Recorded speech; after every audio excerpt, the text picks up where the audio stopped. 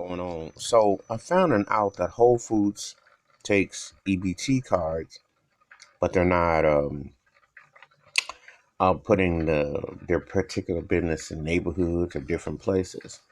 And it's not just Whole Foods. There are other conglomerates that have what I call a higher tier quality of food, but they don't want to be associated with the hood, i.e., keep it more suburban and less black or keep it off the balance. And this is nothing new. Growing up back in the day, depending on what area you were in, you would have the Korean Asian stores or places like that would have many little marts and things like that, which grew, and the fruits and vegetables. But you never had what I call that suburban upper tier place that was community based and friendly. Because that was the low key racist that they just didn't feel that it was worth to consume black dollars unless you were in the burbs. And it was well placed and done on purpose. And so there were certain places that they just would not put there. So to hear that Whole Foods doesn't have a place in the hood and not doing it directly despite taking EBT cards, because see, now EBT cards isn't seen as the same as WIC or the way um, previous uh, situation food stamps were. They're not seen the same. WIC cards are seen more elaborate because now you can roll dice on them. You can use. They're more luxuriated. They become more suburban. They're more sophisticated. They have more of a savoir faire tendency. They're romanticized. I mean, you still broke and barely on the poverty line, etc., but they get more romanticized. So anyway, back to this story at hand.